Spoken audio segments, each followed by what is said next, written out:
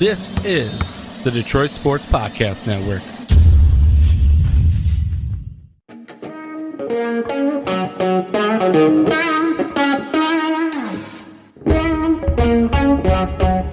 The biggest icon in podcasting.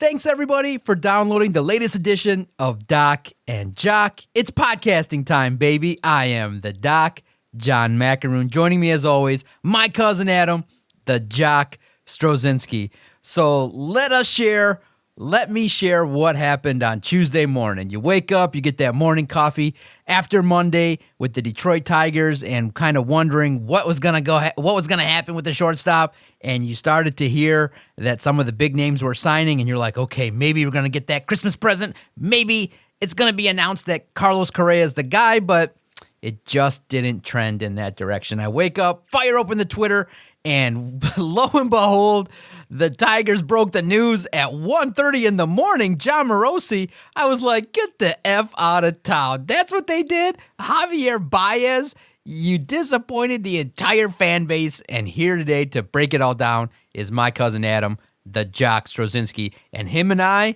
think we're on the same page. We are not happy the Detroit Tigers passed on Carlos Correa. Now, they could still do it, theoretically, move Baez to second base, but I doubt that Al Avila and Chris Ilitch are going to crack open the checkbook for $325 million or more for Carlos Correa. And it's kind of a big letdown because I think very rarely is there a player that universally the fan base was like, I'm ready to spend money to come and see.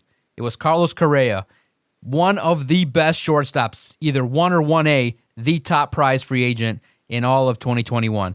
Did the Tigers land him? No. And I could see why a lot of people are unhappy. The numbers on Javi Baez, his whiff rate, oh my God, dude. It's very disappointing when you look at basic numbers that you feel like it's just kind of, you got the guy that's kind of the second fiddle to Carlos Correa. And I hate to say that, but I don't know how to totally feel about it because I definitely want to talk about those that supported the decision, but I can't wait to hear what you think about it. The Tigers, 6 years, $140 for Javier Baez, but there's something in that contract that is a major, major red flag. Doesn't it feel like the Tigers went on the cheap here?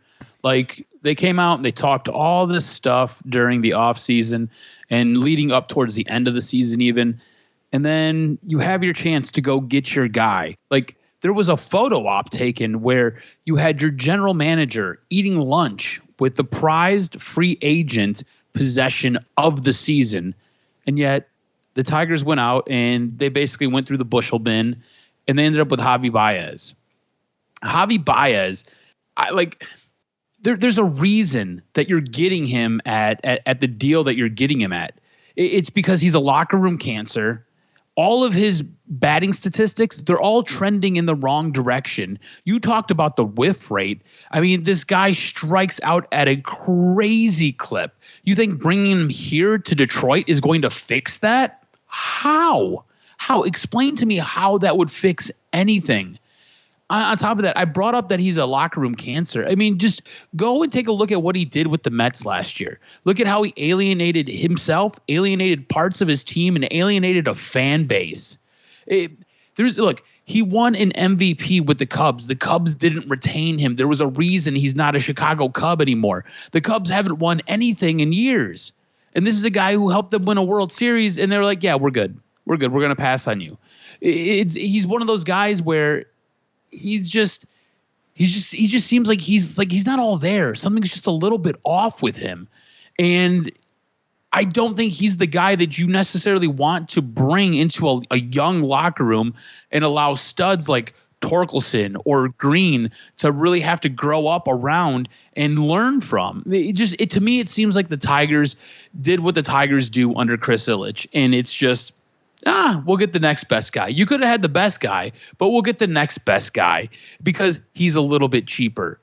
That doesn't work. Like, just spend money and put a good product out there and win. You know, if you win baseball games, It's been proven. We've lived through it. We lived through this with the Tigers. If you win baseball games, the fans will show up in droves, and they will sell your stadium out every single night. Doesn't matter if it's a Monday night. Doesn't matter if it's a Wednesday night. Doesn't matter if it's a Saturday or even if it's a Sunday. It could be a Thursday afternoon game. You're going to sell that bitch out if you put out a winning product. I don't know if Javi Baez equals winning product for me. Yeah, here's the problem. When you look at his home run numbers, 31 home runs, but less than 90 RBIs. That tells you that he gets a lot of garbage home runs when there's nobody on base. Now, that speaks to the Mets lineup and the struggles, but you also have to look at some of the warts the man brings.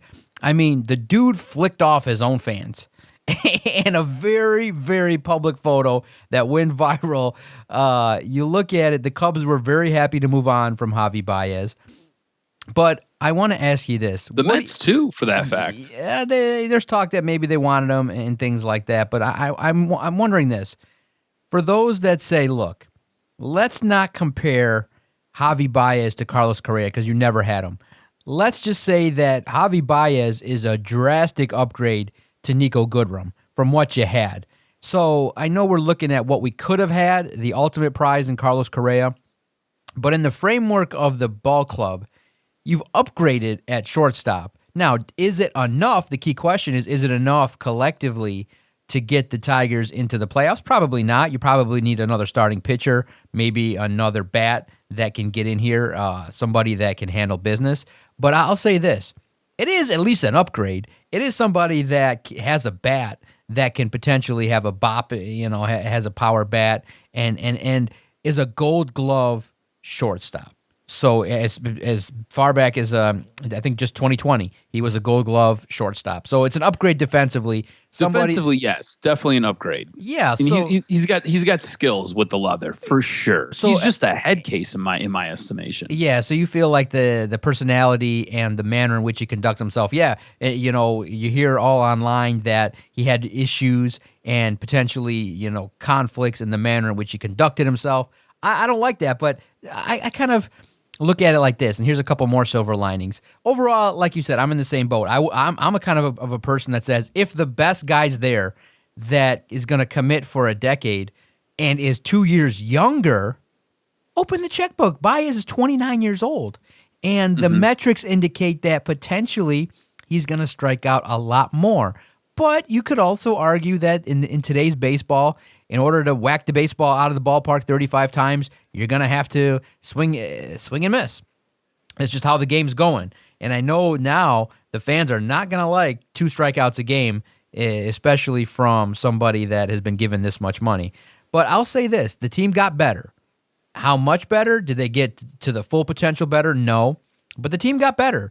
And that's something that you can at least hang your hat on that, it's for whatever reason, whether you or I like it, the organization did not crack open the checkbook, and I don't think they're comfortable yet at this point in the rebuild to pay somebody at 29 years old 10 years, or at 27 years old 10 years and $335 million. The guy they took is 29. I do want to ask you this. What do you make of the inclusion of a opt-out after 2 years?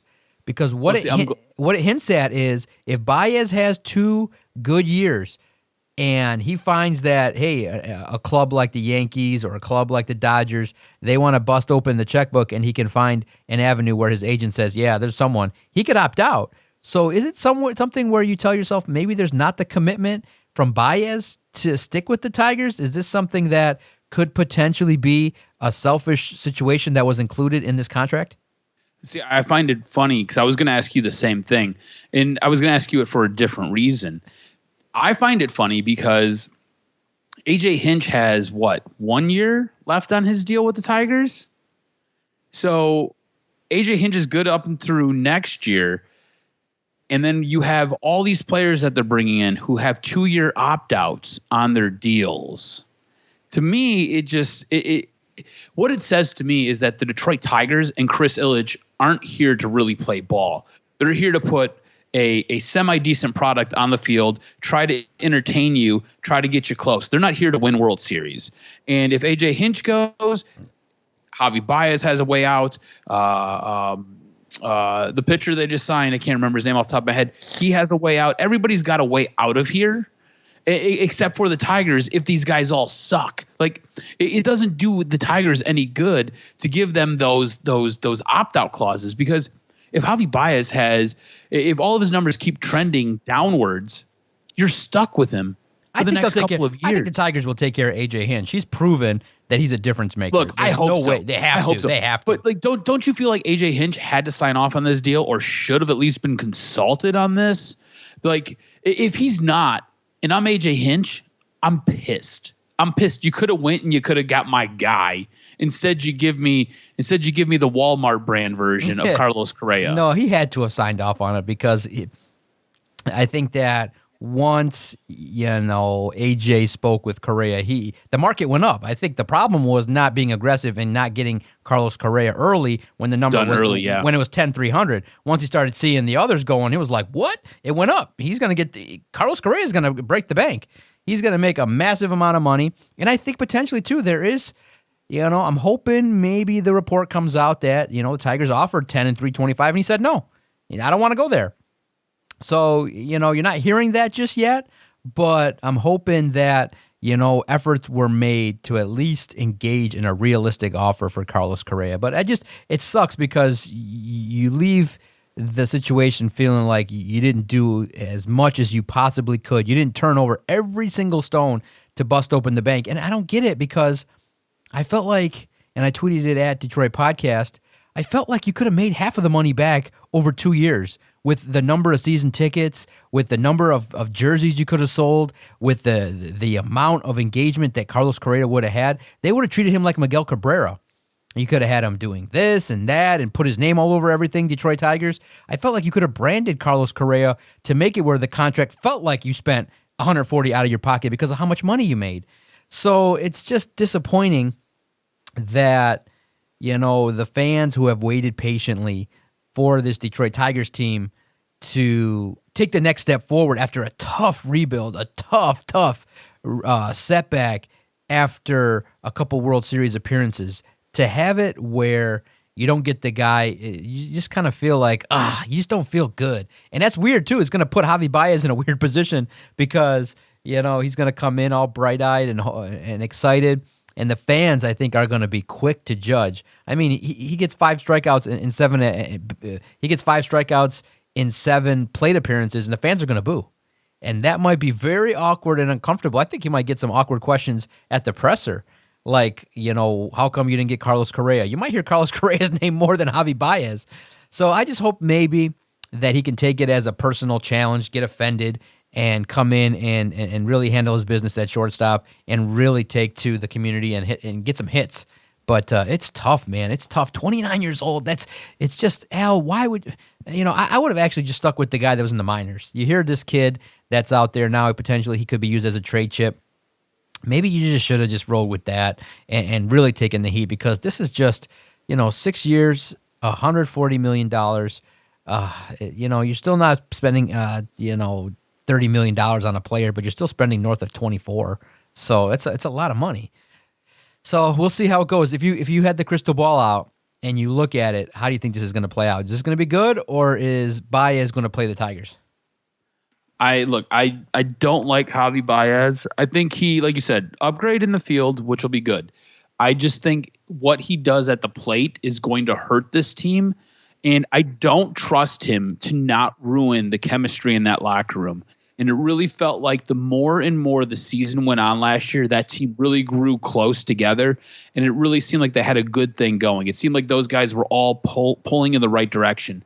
Javi Baez a lot of times pulls in his own direction, doing his own thing, and I think that might upset the apple cart. And I think that could be that's my biggest concern. Like, his strikeout rate is alarming, but my biggest concern is how he conducts himself in the locker room.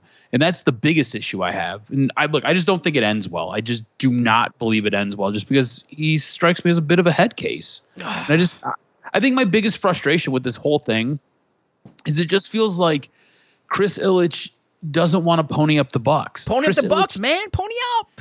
He doesn't want to play big time baseball. It's kind of like the Detroit Tigers are like his side project. Like the Wings are his deal, and slanging pizza's his deal. And when it comes to the Tigers, it's kind of like, yeah, we turn an okay profit on that. We'll invest just enough to keep fans interested. And like it seems like Chris Ilitch is playing the fan base is what it really feels like to me, and that's frustrating as all hell. But the good and silver lining is this team's a little bit better. You're starting to broom out some players that just simply didn't produce at a high level. I'm happy to hear that Matt Boyd is gone. I mean, that guy would give up home runs at a clip that was so unacceptable that. But what? Matt Boyd is gone. But you should have traded him 2 years ago. Yeah. Like, you know what I'm saying? It's like everything Al Avila does. He does it at the wrong time, or he does it the wrong way. It's like there's one right way to put your pants on in the morning. Al Avila is trying to invent the wheel every time he puts his pants on. Like this is what Javi Baez strikes me as. Okay, and I think this will sum it up. Javi Baez is the 2021 version and the shortstop version of basically Bobby Higginson. That's what you're going to get with him. Oh, and you remember Bobby Higginson? No. It's like it's not good. It's just not good. It's just like, look, put your pants on the right way, one leg at a time, and just do things the right way, the normal way. Instead, Al Avila's over here like, hey, let's try to reinvent the wheel. Let's do this. Let's do it this way, and let's see what we get. He goes out there and he tells everybody what he wants when he's going to trade guys. He basically devalues the trade market for prospects that he has that are worth something, or players that he has that are worth something. So he ends up getting nothing in return. You have Matt Boyd, who at his pinnacle, at his zenith, you could have got a really nice player for. Instead, you hold on to him only to basically release him for nothing. Like, what? Just Al Avila seems like he has zero idea how to be an actually good general manager, and that's frustrating as hell. Pour one out for Nico Goodrum, Kristen Stewart, and Nico Goodrum. See you later, alligators. They're starting to broom some people out, and that's what you got to do, man. If you're not going to be part of the organization, Kristen Stewart signs with the Red Sox, and Matt Boyd's not going to be tendered a contract.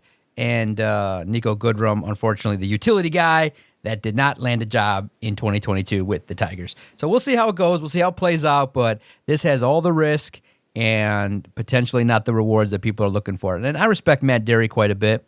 Has had us on his Lions podcast. Definitely somebody that knows baseball, does a baseball podcast. And when he says, I'm not happy that he's not a fit, you got to take that very seriously as well. He's in the know. He's not just reacting just based on emotion. He understands the game, looks at Baseball Reference, looks at things like that. But Javi Baez has a nice WAR number, but unfortunately the trend of strikeouts and things like that, potentially speaking, are trending in the wrong direction. So maybe he'll turn it around. Maybe something at Comerica will spark something with Javi Baez. But please, oh please, please don't let this guy become a situation in the locker room, because that would be something to see. All right, cuz, you get the floor. You have the opportunity to tell me what it was like for you to watch Michigan destroy Ohio State, because that is a great feeling. And to intro this, that's what I hope Michigan State can become as a program. And they're inching their way to that top where when Ohio State gets defeated, it's like national news. When Georgia gets defeated, it's national news. When Alabama gets defeated, it's like the college football world has ended and they find ways to kind of call it something different than a loss. That's what I want for Michigan State, is to where every victory that a team gets over Michigan State produces what happened on Saturday at the Big House. I was surprised. I didn't think that Michigan was going to bull rush Ohio State.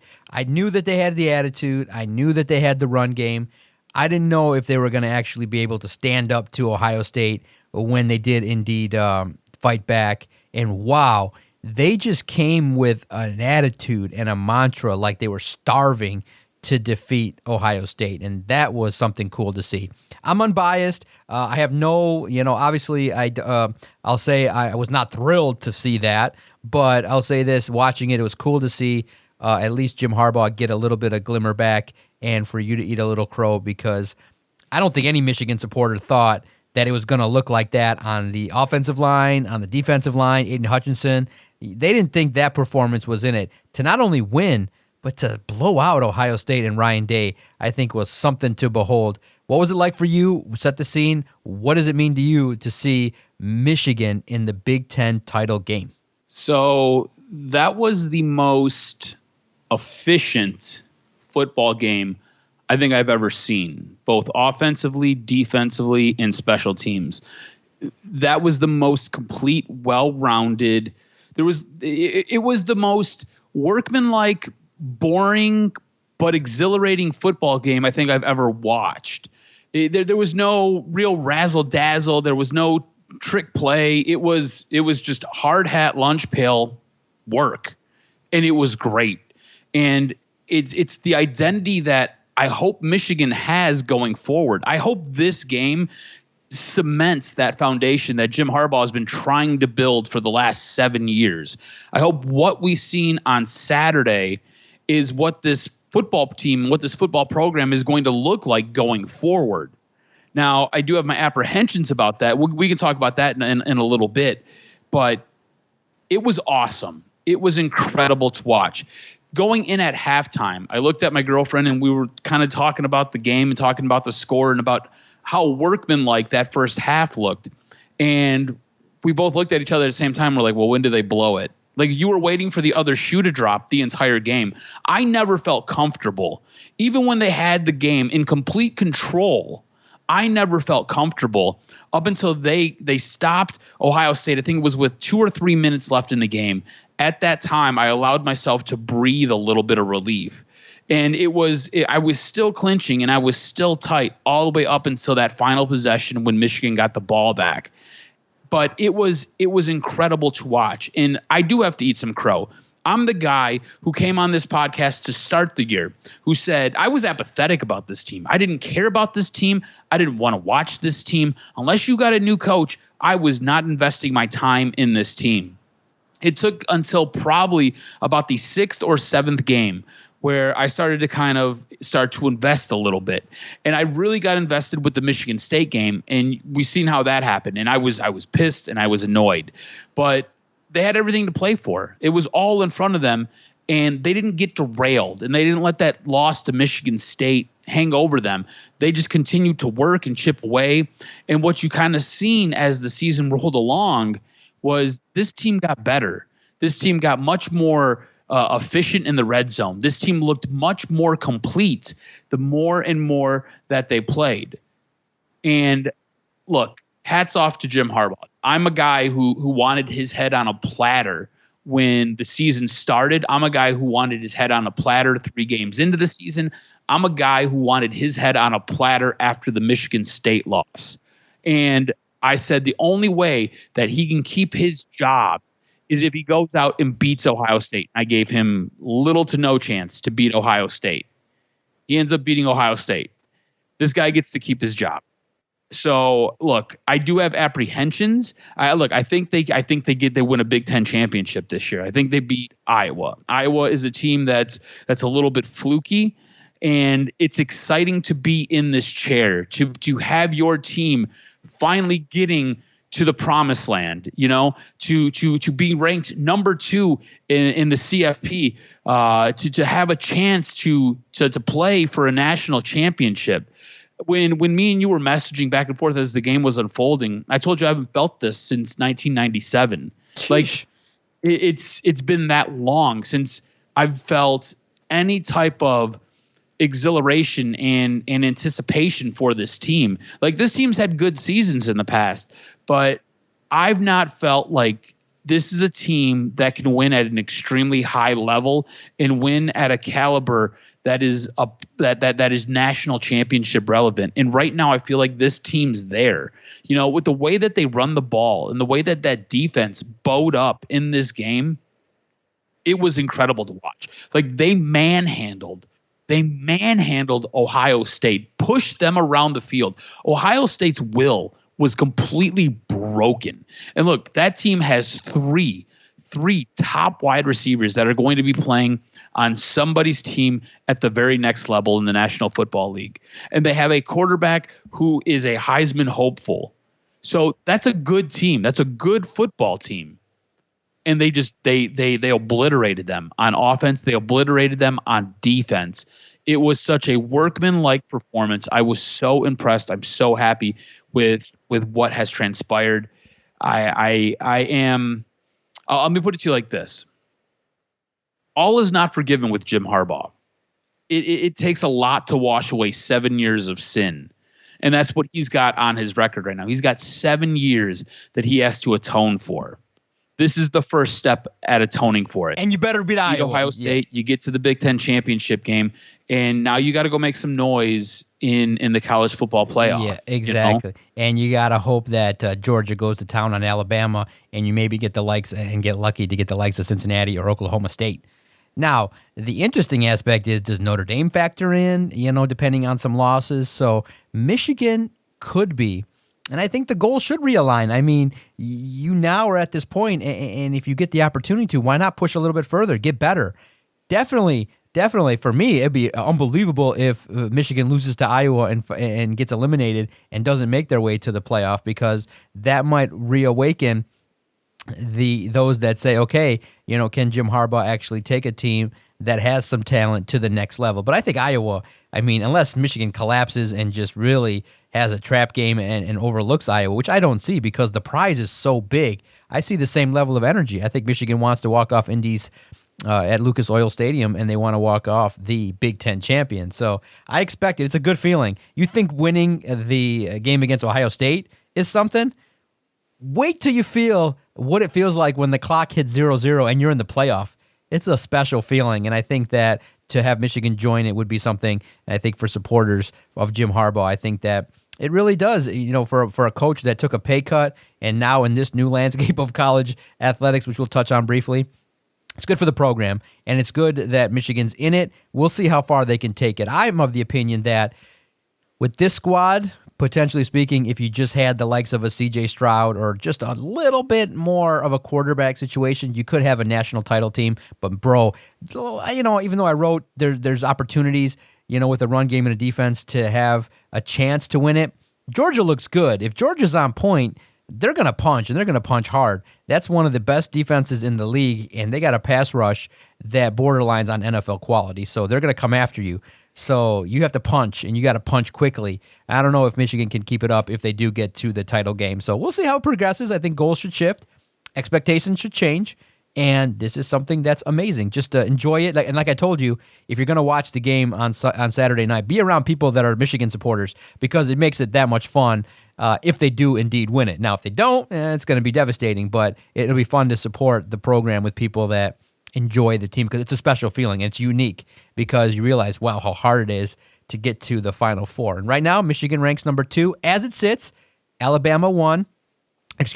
As it sits, Georgia number 1, Michigan number 2, Alabama 3, and number 4, Cincinnati. Before we start talking about the defunct and disorganized Detroit Lions, I want to get a sense, because this shit's crazy with these college coaches. You got Brian Kelly bolting for LSU. You had Lincoln Riley heading over to USC.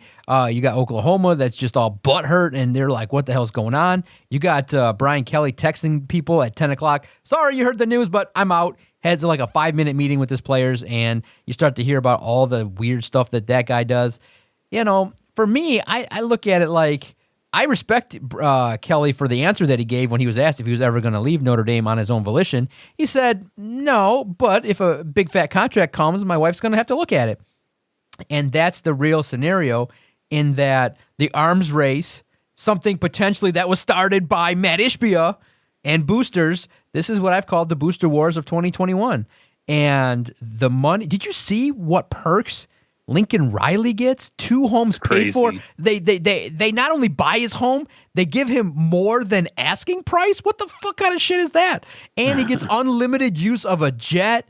He gets big fat money for his assistants, a huge contract. They went out and acted like Lincoln Riley won national titles.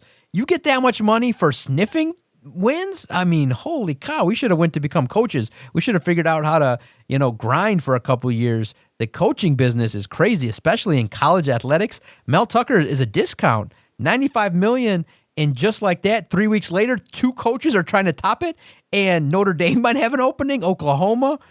You realize, shit got real. These boosters with their money and these alum that are rich, they don't fuck around. They want to win, and they want to have fun on Saturday. And they don't want Sarkisian as their coach. They want the likes of Lincoln Riley, Nick Saban, Mel Tucker, Jim Harbaugh. They want the big names, and they want them paid. So this is sweet, but it kind of, I'm thankful that the transfer portal allows kids to play, but you realize, too, that the seedy side of the sport is really crazy because an assistant at Notre Dame was recruiting when the news broke at Brian Kelly, and he's like, dude, I look like a fucking asshole. I'm trying to tell these guys, come to Notre Dame, and Brian Kelly's going to do this and that, and look what we're doing. And 2 minutes later, Brian didn't call today. He hasn't been in contact with anybody, and he's leaving. And you're like, this is how it's done? Ugh. See, I'm more loyal than that. I would just try to align it where, I would be upfront and things like that. But I've never had somebody come to me and say, hey, we want to give you the world, just leave your job. It's a crazy business. I'm thankful the kids can get paid and leave schools. But, man, the arms race these days is wild as the numbers are sick, bro. $15 million for Brian Kelly? Dude, it's absolutely insane. And like that whole story is so interesting and so intriguing because like you said, he had, I think it was a tight ends coach or it was a defensive or offensive line coach was in a recruit's house. And I think it was the recruit's little brother comes downstairs and was like, Brian Kelly's leaving. And he's like, what are you talking about? Like it's so interesting. And look, this is Brian Kelly's MO. So like it shouldn't really shock anybody. But if you're Michigan State, how ahead of the curve or how much of a trendsetter are you? Because just a couple of weeks ago, we were talking about Mel Tucker possibly signing this massive contract. And you look at kind of what's happened the week prior now. You look at everybody else lining up and getting their deals, You talked about Lincoln Riley going to USC and what he's getting. You talk about Brian Kelly and what he's getting to go to LSU. It's absolutely insane to see Mel Tucker basically set the bar for everybody else. And it was like within 4 days of Mel Tucker signing that contract that everything just kind of dominoes just kind of fell into place. Absolutely nuts. And you're right. We should have took up coaching. Yeah. And the big question now to tie it all up, what the hell is Jim Harbaugh worth? Is he worth $20 million already? He's going to be like, man, I should just go to fucking Notre Dame. I can go to Oklahoma, Someone should come in and be like, you know what? Jim Harbaugh looks pretty sweet if he wins it all. That'd be something, So we'll see if that comes back to bite Michigan. But it based on his actions, giving back money, giving back bonus money, I think he likes Michigan more than, and he loves Michigan more than money. So I think you guys got a lifer if you'll have him. It's gonna, it's a big game against Iowa, big game alert. We'll see how the performance shakes out and how the reaction will be. Give or take a win or loss for the Michigan Wolverines. But the college football landscape has changed, and, man, Mel Tucker set the trend, and it looks like a discount. So Matt Ishii is probably like, shit, let me get in on it now. And they probably saw it coming because these guys think 3 moves ahead. And I think it's really great. And I think that the opportunity to prove people wrong and to have the team and the attitude change is what needed. They had more fun, and Harbaugh broomed out the people that didn't like football. So we'll see how this progresses. Saturday night, 8 p.m., Fox, college football, Big Ten championship game, Michigan versus Iowa. Now, because let's just give it 5 minutes. It's the Lions. Bro, 27 million people, I think, 4 million more than last year, watched it. And the ratings were good all across the board, up. So you know what that means? More people got to watch the Lions embarrass themselves against the Bears than watched the Lions embarrass themselves against Houston. And all I'll say is this, and I think that the nature of why people are chattering about Dan Campbell, it's not wins. Please, I hate when people are like, oh my God, what'd you guys think? Everybody thought the team was going to lose. Yeah, that's not what we're talking about. Yeah, it stinks to have an O in front of your name, but there's a lot of benefits to that in that you're probably going to get the number 1 pick, and we're going to start the debate between Hutchinson and Thibodeau for the next 5 months. That's going to be fun. That's going to light up everything that's going to light up podcasts and all the good topics. So I want to set the stage like this. What we're talking about is just don't look embarrassing. That's all we're asking for. Is it so hard that when you have a 3rd and 4, after you've boned 2 timeouts and gotten a penalty from 3rd and 9, to at least have your defensive backs like right up on the wide receivers so they don't get the first down? You don't give the 10-yard cushion so the national media screenshots it and goes, what the hell is this? This is the product of 2 timeouts? Can you just not look disorganized? Can you not have, this is unheard of. You'd never see a holding call followed by another holding call, followed by another penalty, and then have another 3-set penalty where it's penalty, penalty, penalty on an offensive drive. There has never been a football game that's had 2 3rd and 32s in it. But the Lions found a way to jack it all up, and only the Lions would have their head coach who talks collaboration, talks a big game about, I'm the CEO, I put people that are in the right spots, I trust, would take over the offense and become conservative when you were talking about being more explosive. And you have Josh Reynolds, you go deep once, and you never execute it again. So it does kind of beg the question, are they really doing this on purpose? I don't think so. But Dan Campbell came away from this the most harmed, the most chatter. I mean, where on earth after 11 games does a head coach get text from his friends, hang in there? It's 11 games into your tenure, bro. Come on. Just act like you know what you're doing. Act like you've been in the league for 10 years. Act like you've watched Sean Payton and you want to embody something of quality. Don't act like DocNJock and act like you're a disorganized mess trying to get out there and organize your guys. That's all we're asking for is look normal. Get 11 guys on the field. Operate like you know what you're doing.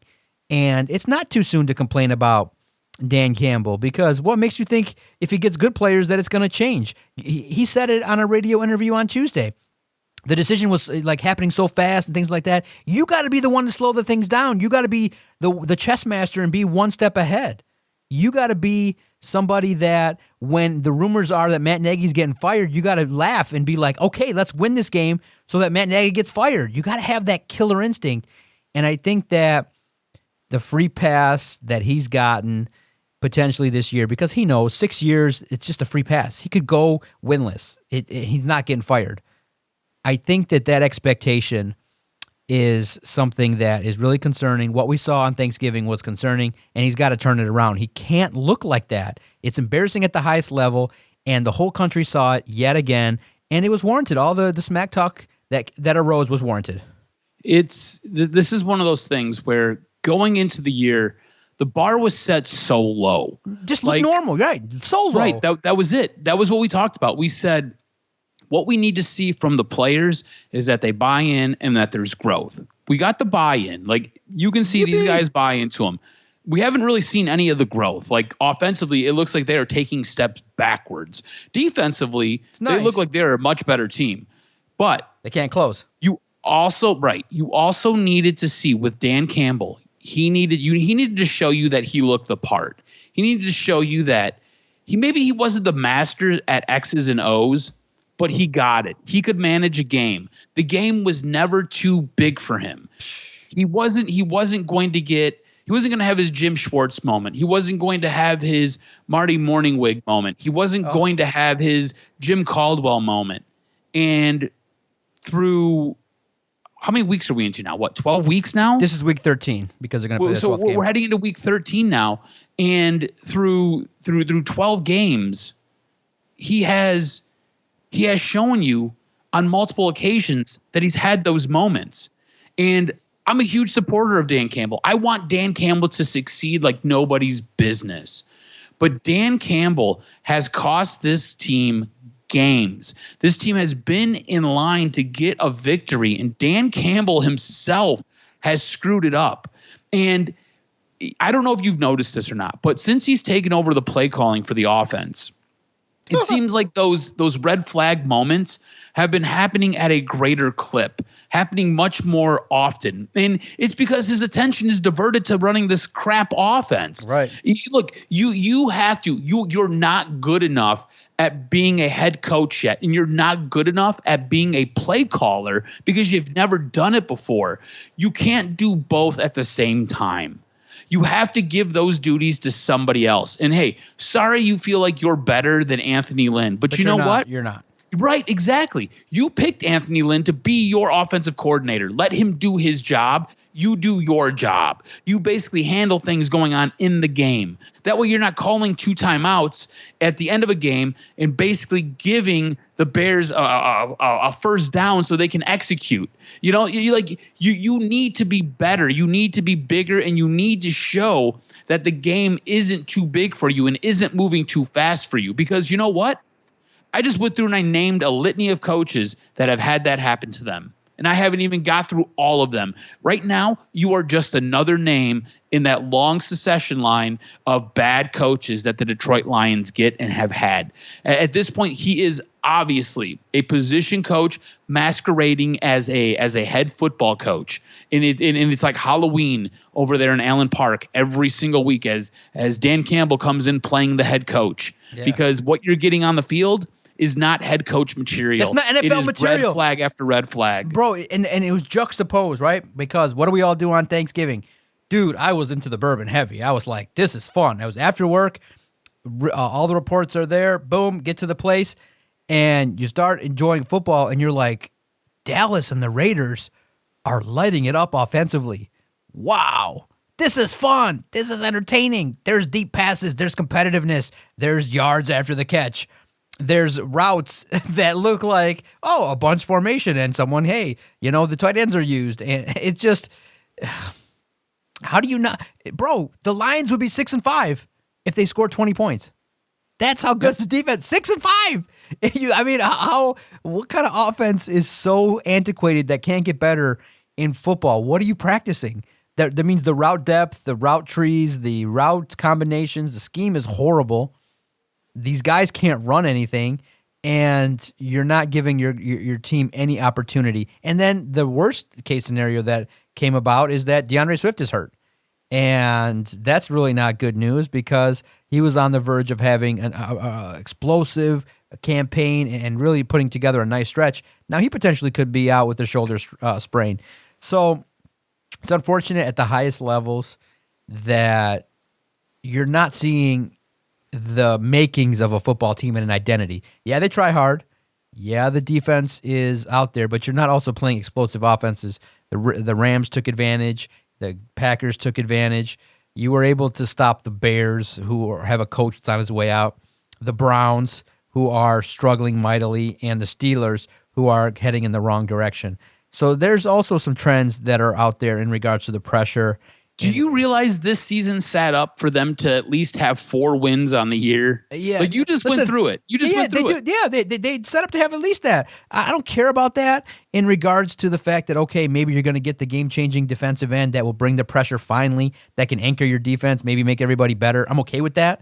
What I just can't wrap my mind around is, where's the progress? Like, you say you're going to do this, and then it gets worse. Like, I don't put effort into anything, and then it gets worse. It never happens. Like, everything that we put any effort into, okay, something leaks here. Oh, the board doesn't do this. Boom, we push a button, and we're back on track. We're back on the air.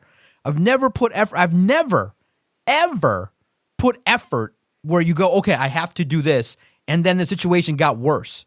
I don't understand that concept. I would go crazy. Like, I would be like ranting and raving every week. Like, what the hell's going on? Like, God, John's so negative. I'm like, we're trying so hard and we're getting worse. It's not feasible that the harder you try, the more cockamamie it looks out there on the field. Like, when we watch football, like, I hate to say it because it burns me. I'm a supporter of the team. That's why I go out there and I cover it. It burned me, and we joke about it, but Sunday, without the Lions, and it produced a great article that everybody loved, everybody said the same thing. Thankfully, the Lions aren't on. And it was so true. I turned on Tampa Bay, and they're executing, and they're making plays. You got Vita Vea biting his lip off and his tooth flying, and he's banging into everybody. You had the 4 o'clock game was exciting. You had a little duller, in the nightcap. But football, when you look at the Patriots on a win streak, there was so much good football. To see Stafford struggle and the Packers, I enjoyed football without the Lions. And the thought crossed my mind, like, if they weren't there, I probably wouldn't care because it's embarrassing. We're not seeing anything. Everyone's like, rebuild. You're not rebuilding anything. You're building something for the first time. And the confidence isn't there. I want to see something. But like I said, it's just disheartening. It's embarrassing not to have any wins. And this is where we're at. The butt of jokes. A prominent managing editor of a major football site brought up selling the team. That's the kind of talk that we're talking about. We're not talking about, and look, it didn't even hit. It did not. We're recording this before December. There are 50 mock drafts out already. That's where we're at, where mock drafts are hitting in late November, and people are talking about the draft and free agency and what's next, and potentially firing a coach before December. And that's not what we wanted. That's all. Because we just wanted to have an opportunity to see something that looked like quality, that said, oh, Dan Campbell, okay, he's going to do this. Now, maybe it's the run game. Maybe he likes that. But dude, it's the NFL. They can solve that quickly. They'll let you have that in the first quarter. In the fourth quarter, when you need it, you've never been there. So we'll see if they can take it to the Vikings, but we'll see. It's going to be potentially a winless year. I don't see a victory. I don't see that where 60 minutes ends and the Lions are on top. But we'll see. Maybe they'll get one. They're allotted one because right now the team in the 2-3 spot have 2 wins. So we'll see how it progresses. But, yeah, that's the thing that's embarrassing is that you just look like a football team. Look like something that's well-oiled. Look like you're practicing and people are doing something. And it's not talent. There's talent there that somebody with detail and an obsessiveness about those details could get. And we'll see if him being so nice is going to come back to bite him in the butt. And we'll see who gets the bus ticket out of town and who stays following the season. Make sure you follow Adam on Twitter at AdamRSTROZ. Follow the Detroit Sports Podcast Network on Twitter at Detroit Podcast. Make sure if you agree or disagree about anything that we've said on this podcast, hit us up. Let us know. We'll read it. We'll joke around with you. We'll tell jokes. That's what we try to do. And we appreciate all the banter, all the funny memes that you send and stuff like that. You guys are getting our humor. I'm liking it, and I appreciate it. Anywhere you listen to your favorite podcast, hit Detroit Sports Podcast, and our content will find you. Thanks, cuz. I look forward to next week as we recap what happened in the Big Ten Championship, what's going on with the Tigers, Wings, Pistons. Let's see what's going on, baby. It's all good. And we're here at the Detroit Sports Podcast to break it all down. Thanks a lot, cuz.